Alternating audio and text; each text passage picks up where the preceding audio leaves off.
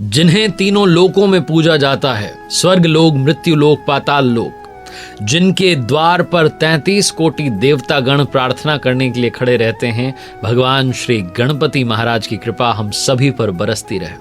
भगवान श्री गणपति महाराज से सीखने वाली बहुत सारी बातें हैं, लेकिन 5 बातें भी अगर आपने भगवान गणेश जी की सीख ली तो आपकी लाइफ में मंगल होना शुरू हो जाएगा।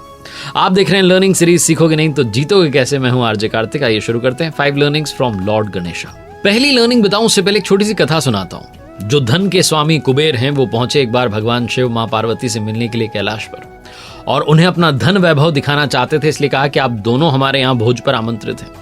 भगवान शिव माता पार्वती समझ गए कि ये जो है अपना घमंड जो है उसका प्रदर्शन करना चाह रहे हैं, इनके पास में जो खजाना है उसके बारे में बताना चाह रहे हैं। तो उन्होंने कहा हम तो नहीं आ सकते, लेकिन हमारे पुत्र गणेश को लेके जाइए, वो बहुत अधिक भोजन करता है, बस इसका ध्यान रखिएगा। कुबेर जो थे वो अहंकार में थे, उन्होंने कहा कोई बात नहीं, आप भेजिए, हम व्यवस्था कर देंगे, हमारे यहाँ कोई कमी नहीं है।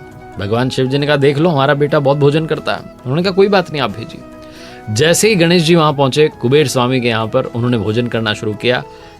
जितना भोजन पका था सारा खत्म हो गया। जो कुबेर थे उन्होंने आदेश दिया कि और बनाया जाए, और बनाया गया, वो खत्म हो गया। भंडारे में जो बचा था वो भी खत्म हो गया। धीरे धीरे धीरे सारा भोजन खत्म हो गया। कुबेर को समझ में नहीं आया कि अब जो अतिथि आए इनको कैसे तृप्त किया जाए। दौड़ करके पहुंचे वापस भगवान शिव के पास, कहने लगे कि आप सही कह रहे थे, आपका जो पुत्र है वो तो बहुत भोजन करता है, अब क्या किया जाए। तो भगवान शिव ने कहा आप एक मुट्ठी चावल ले जाइए और प्रेम पूर्वक उनको परोसिएगा, वो आपका भोजन स्वीकार कर लेंगे। वो एक मुट्ठी चावल जाकर के गणेश जी की थाली में रखा और गणेश जी का पेट भर गया। ये जो पहली बात मैंने आपको बताई, जो कथा आपको बताई, ये सिखाती है कि गणेश जी का एक तो मुंह बहुत छोटा है, और छोटा मुंह ये बताता है कि कम बोलना चाहिए, नाप तौल के बोलना चाहिए, वहीं बोलना चाहिए जहां वाकई में आवश्यकता है। और दूसरी बात जो है, ये पहली जो कथा है आपको सिखाती है कि जीवन में विनम्रता को लेकर के आइए। अगर आप थोड़ा भी ईगो लेकर के आएंगे तो भगवान भी आपसे प्रसन्न नहीं होंगे, उनको भी विनम्रता ही पसंद आती है। दूसरी कथा बताता हूं और दूसरी लर्निंग आपको बताता हूं जो हमें सीख लेनी चाहिए भगवान गणेश जी से। पौराणिक कथा है कि प्राचीन काल में अनलासुर नाम का एक दैत्य राक्षस था, जिसने स्वर्ग में, धरती में त्राहिमाम मचाया हुआ था। और वो एक ऐसा दैत्य था जो ऋषियों को, मुनियों को, मनुष्यों को जिंदा निगल जाता था। उसके अत्याचार से परेशान होकर के सब जो थे भगवान शिव के पास पहुंचे, जाकर के कहने लगे कि हमें बचाइए। शिव जी ने कहा कि आपकी रक्षा और इस अनलासुर का जो वध है वो हमारा पुत्र गणेश ही कर सकता है। तो गणेश जी को जो है भेजा गया, और गणेश जी ने जैसे ही भगवान शिव ने आदेश दिया, भगवान गणेश जी पहुंचे और जाकर के सीधा अनलासुर को निगल लिया। कहते हैं कि उनके पेट में बहुत जलन होने लगी, और इस परेशानी से निपटने के लिए बहुत प्रकार के अलग अलग उपाय किए गए, लेकिन वो पेट की जलन शांत नहीं हुई। तब जो कश्यप ऋषि थे उन्होंने दूर्वा की 21 गांठें बना करके गणेश जी को खाने के लिए दी, और ये दूर्वा जब भगवान श्री गणेश जी ने ग्रहण की तब जाकर के उनके पेट की जलन शांत हुई। कहा जाता है कि तब से ही भगवान गणेश जी को दूर्वा जो है चढ़ाने की परंपरा शुरू हुई थी। तो दूसरी सीख ये कहती है कि बड़ा पेट होना चाहिए जो पचा ले, बातें पचा ले। कई लोगों के पेट में बात नहीं पचती, और इसी वजह से कई घरों में विवाद हो जाते हैं, कई दोस्तियां टूट जाती हैं, कई रिश्ते बिखर जाते हैं। बात को अपने पास ही रखना हमें सीखना चाहिए, जो कि भगवान श्री गणेश का जो बड़ा पेट है वो हमें सिखाता है कि पचाना भी चीज़ों को, बातों को आना चाहिए। तीसरी जो बड़ी बात सीखने को मिलती है वो ये है कि बड़े कान जो भगवान गणेश जी के हैं वो हमें सिखाते हैं बहुत ध्यान से सुनना चाहिए। जो ध्यान से नहीं सुनते हैं नुकसान उनका हो जाता है। एक बड़ी प्राचीन कथा है, एक गांव में वृद्ध महिला रहती थी। वो जो माता जी थी वो भगवान गणेश जी की बहुत बड़ी भक्त थी। उनके एक बेटा था, बहू थी घर में, और भगवान की बहुत भक्ति की, तो भगवान प्रसन्न हो गए और दर्शन दिए और कहा कि माता जी मांगिए, आप क्या मांगना चाहती हैं। तो माता जी ने कहा मुझसे तो मांगा नहीं जाता, मैं और क्या मांगूँ, आप आ गए। तो भगवान जी ने कहा नहीं, आप अपने बेटे बहू से पूछ लो। तो जो माता जी थी अपने बेटे के पास गई कि भगवान गणेश जी आए और कह रहे हैं कि मांग लो, बता मैं क्या मांगूँ। तो बेटे ने कहा माँ तुम तो बहुत सारा धन मांग लो। बहू के पास गई तो उन्होंने कहा बहुत सारे जो है सोने चांदी के आभूषण मांग लो।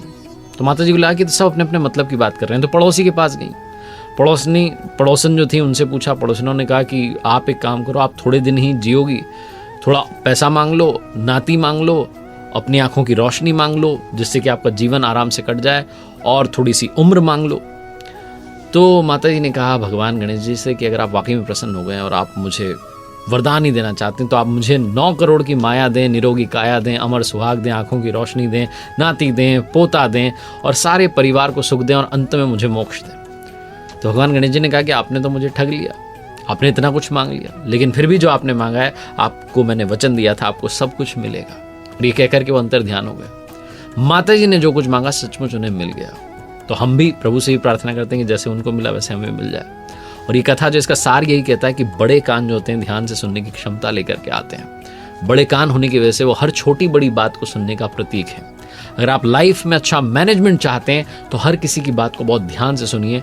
ये सिर्फ और सिर्फ तब पॉसिबल है जब आप उसी मोमेंट में, उसी लम्हे में रहें। कई बार हम लोगों के साथ बैठे होते हैं लेकिन हमारा ध्यान उस जगह पर नहीं होता। कई सारी बातें हमें सुनाई ही नहीं देती क्योंकि हमारा मन कहीं और भाग रहा होता है। इसलिए ध्यान से सुनना शुरू कीजिए। चौथी कथा आपको सुनाता हूं। एक बार गणपति महाराज जो है अपने मुनि पुत्रों के साथ में पाराशर ऋषि के आश्रम में खेल रहे थे और वहां पर तब कुछ नाग कन्याएं आ गई और उनसे कहने लगी कि आप हमारे लोक में भी चलिए, पाताल लोक में। तो बहुत आग्रह किया तो गणपति जी उनके साथ में चले गए। और जब नाग लोक में पहुंचे तो नाग कन्याओं ने हर तरीके से उनका आदर सत्कार किया। तभी जो नागराज थे वासुकी, उन्होंने गणेश जी को देखा और देखा कि भाई ये जो मनुष्य है इसका जो सिर है ये हाथी का है। और वो उपहास उड़ाने लगे, मजाक उड़ाने लगे और उनके रूप का अलग अलग तरीके से वर्णन करने लगे। भगवान गणेश जी को क्रोध आ गया। उन्होंने वासुकी के फन पर पैर रख दिया, मुकुट को भी खुद पहन लिया।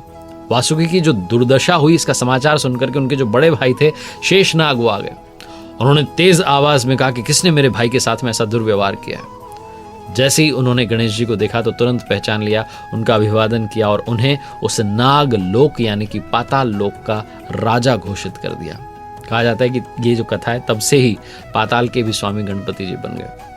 ये कहानी, ये जो कथा है ये सिखाती है कि छोटी आंख जो होती है वो पैनी नज़र आपको रखने में मदद देती है। भगवान गणेश जी की आंखें शरीर की तुलना में बहुत छोटी हैं और ये आपको समझाती और सिखाती हैं कि हमारी जो आंखें हैं वो हमारी दूरदर्शिता का सिंबल है। फ्यूचरिस्टिक अप्रोच होनी चाहिए। शरीर में बहुत छोटी सी होती हैं आंखें इतने बड़े शरीर में, लेकिन वो आंखें आपकी दुनिया बदल सकती हैं, आपकी दुनिया में बहुत सारा चेंज ला सकती हैं, बशर्ते आप उन आंखों में वो नजर डेवलप करें जो आपके लिए अच्छा भविष्य, सुंदर भविष्य देखती है। और अंतिम लर्निंग जो है वो ये कहती है कि अगर आपके पास में ज्ञान है तो उसका सही इस्तेमाल करना आना चाहिए। बहुत सारे लोग इस दुनिया में ज्ञानी तो होते हैं लेकिन अपने ज्ञान का सही जगह पर प्रयोग नहीं कर पाते और बहुत पीछे रह जाते हैं। एक कथा कहती है कि भगवान शिव के मन में एक बार बड़े यज्ञ के अनुष्ठान का विचार आया। उन्होंने तैयारियां शुरू करवा दी और तब जो है उस यज्ञ में सबसे बड़ा काम था कि सारे देवताओं को आमंत्रित किया जाए। आमंत्रण भेजने के लिए पात्र व्यक्ति का चुनाव किया जाए जो कि समय रहते सभी लोकों में जाए और सबको जो है आमंत्रण दे करके लौट आए। अब किसको ये काम दिया जाए? तो भगवान शिव जी को ये भी डर था कि कहीं जल्दबाजी में ऐसा ना हो कि देवताओं को बुरा लगे कि बहुत जल्दी जल्दी जो है आमंत्रण देके चला गया। तो उन्होंने काम जो था अपने पुत्र गणेश जी को सौंपा कि आप जाइए और सबको आमंत्रित कीजिए। अब गणेश जी ने सोचा कि जो मेरा वाहन है चूहा वो तो बड़ा छोटा है, ऐसे अगर मैं गया तो पता नहीं कितने दिन लग जाएंगे, वर्ष बीत जाएंगे। तो फिर उन्होंने अपने मस्तिष्क का प्रयोग किया, अपने ज्ञान का प्रयोग किया। उन्होंने कहा बहुत आसान है, काम करते हैं, सारे देवताओं को यज्ञ में शामिल होने का आमंत्रण ही देना है। तो सारे देवताओं का वास भगवान शिव में ही है, क्यों ना उनको प्रसन्न किया जाए। तो सारे देवता प्रसन्न हो जाएंगे और यहाँ पधार जाएंगे। तो भगवान गणेश जी ने भगवान शिव का पूजन किया और सारे देवताओं का आह्वान किया और सारे जो आमंत्रण पत्र थे भगवान शिव को समर्पित कर दिए और सारे आमंत्रण स्वतः ही देवताओं तक पहुंच गए क्योंकि सारे देवताओं का वास भगवान शिव में है। तो ये कथा सिखाती है, समझाती है कि ज्ञान का सही प्रयोग बहुत ज़रूरी है, पूर्ण प्रयोग बहुत ज़रूरी है, आवश्यक है। उम्मीद है कि इन 5 कथाओं से आपने 5 लर्निंग्स ली होंगी जो आपकी लाइफ में पॉजिटिव चेंज ला सकती हैं। बाकी प्रभु से सीखने के लिए अनंत बातें हैं। प्रभु की कृपा हम सभी पर बरसती रहे। गणपति बप्पा मोरिया। देखते रहिए मेरे साथ हर सोमवार सुबह 9:30 बजे एक नई कहानी, हर शुक्रवार सुबह 9:30 बजे लर्निंग सीरीज का एक नया वीडियो।